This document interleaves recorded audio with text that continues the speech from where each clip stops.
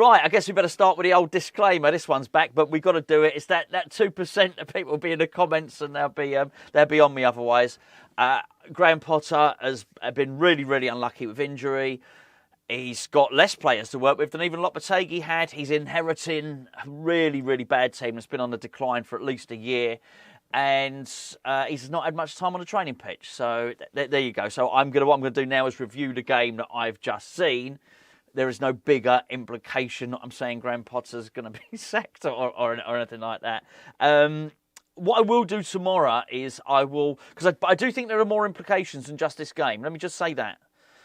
There are things that I think Potter needs to be changing. But I'll do that in tomorrow's video. I'm just making a point. I'm not saying we should sack him or anything like that. I just wonder if he's had a look at the squad now and maybe not everything is as he thought. And as I'll probably argue tomorrow, those little snippets that we had during the week that he would maybe not delve into the transfer market just yet.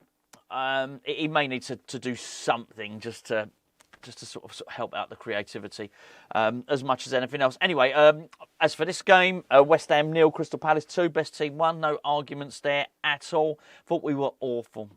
Awful. In fact, the first half, if they could have taken that, and it wasn't as bad as I've seen us play. West Ham being absolutely terrible, we concede 5 goals.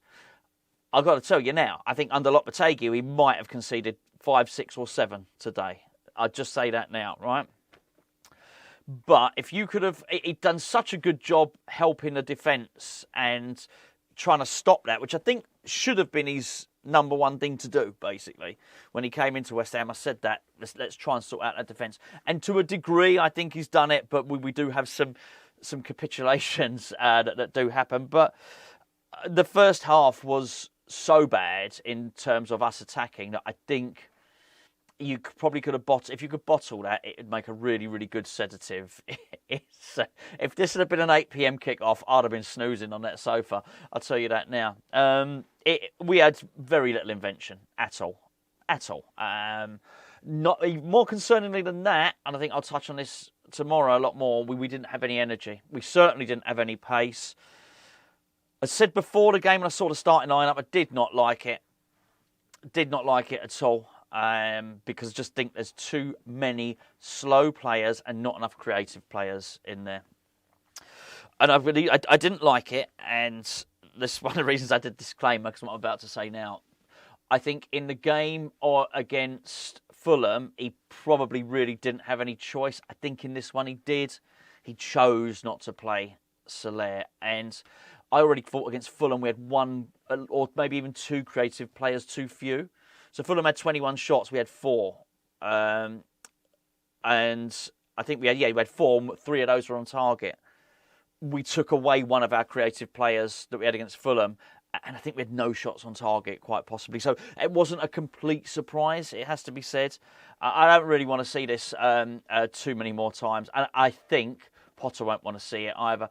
This is, I hate the term Potter ball. In fact, maybe something else. Potter ball means putting something into a different pot. Anyway, whatever his style of football is going to be, I'm quite sure this isn't going to be it. And I said that in a preview. That being said, I think this whole thing about shoring up the defence, it's only going to work if you've got an outlet. And we had no outlet. Felt very sorry for Mohamed Kudus. Crystal Palace made a really good job of forcing him back towards our goal. And they were as close to him breathing down his neck as they could be without fouling him. Well, at times they did foul him. It was tough. It was really, really tough. It has to be said. That was we had no guile, we had no energy, we had no pace, we had no invention. And I think sometimes you can get a little bit carried away, and I've never questioned Thomas Souček's technique from scoring goals. Never. I think it's absolutely brilliant. And I'm pleased he did a drag back, and I think he is against Fulham, and I can see he's trying to move the ball forward more quickly. But I don't care how good a coach you are, you're probably not going to get Souček, Rodriguez, and Alvarez passing it round like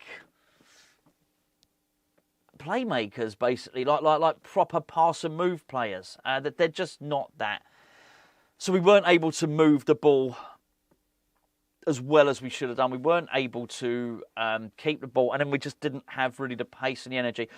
Not everybody lacked energy. Not everybody. There were some that did. Wan-Bissaka, Kudus would be two really, really good examples. I mean, Souček had energy, but sometimes you need that with a little bit of pace. I think one of the more disappointing ones for me was Emerson. And, well, I'll say it now, but I won't forget at the end because I want to talk about the young players anyway. Ollie Scholes was so... To be fair, we changed formation, that much was true, but we're so noticeably better.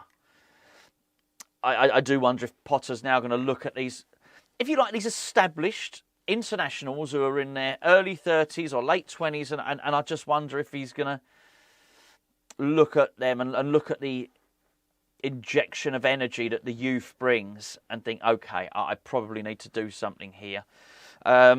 It was odd. It sounded very, very dead. The atmosphere sounded very flat at the stadium. I've been there enough times. I know what it's like when a stadium's like that.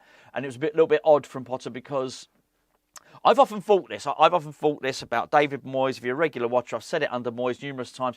If what you want to do is encourage 35,000 fans to become 65,000 fans and fill that stadium, then you better give them something to get behind. You can't really have uninspiring football, and today's football was uninspiring. Go back, by the way, to the start of the video. The disclaimer's there. He's not got much to work with. I get it.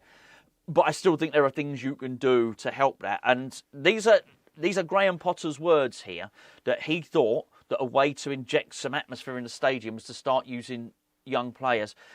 I do wonder if he'd have seen that today. It was, well, not only were the team better when Scholes and Orford came on, but so was the atmosphere. So I just wonder if that's given him something to sort of get his teeth into.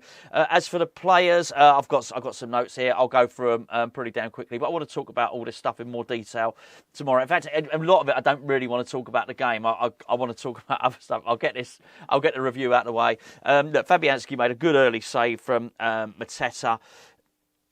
In the end, he conceded a penalty, conceded the second goal. I think something odd happened there, really. I think he shouted, because I thought Wan-Bissaka could have got there, and then Wan-Bissaka stopped. It was Nketiah, and I thought Wan-Bissaka not had him covered, but Wan-Bissaka would have done a go-go gadget leg last-ditch tackle, but I think Fabianski called for it, and he just completely, he missed the ball and completely got the player. So in the end, that was bad goalkeeping from him there. Look, Mavropanos I thought was really good for a lot of that game, particularly the first half. Okay, struggled with Mateta. Unfortunately, his clumsiness just gets the better of him in the end, in as much as he'd taken a yellow card. At the time, I didn't think it was a bad yellow card to take for the team. But then he leaves himself no wriggle room, really. And then he was clumsy and he got a red card. But make no mistake about it, because it basically was a high kick on Mateta. Make no mistake about it, though. I think the red card was about the 80th minute, but had no bearing. That red card had no bearing on the result. I would imagine Potter won't make that excuse anyway. Kilman, that's bad. First goal just backed off. Didn't want to see it. I didn't like seeing it in the last game when Alvarez did it. This was even more backing off. What I really didn't like from the two centre-backs today was when Orford came on, and we speak about this a lot on Hammers Chat. We've been speaking about it since the days of Lanzini, when Lanzini basically used to say, give me the ball, and he'd have a player behind him. Basically, there are certain players you can pass the ball even when they're marked. No problem at all. And this happened with Orford. Orford had the guy behind him. So Orford was saying, give it to me. Just give me the ball. It'll be fine. And they didn't. Too many times a ball could have gone to him. He was dropping deep. He was dropping in, he was either marked. Sometimes he'd drop into space. They would rather hoof it long. If we're going to get young players in the team, then they need to be not mollycoddled in that way. You need to pass them the ball. Because I will tell you right now, probably with the...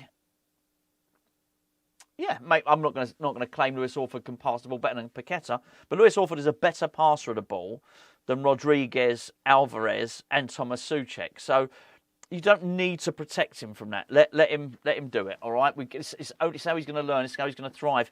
and you've only got to look at Scholes, who's 3 games deep into his sort of fledgling West Ham career. He's looking better all the time. So that's got to happen. Cresswell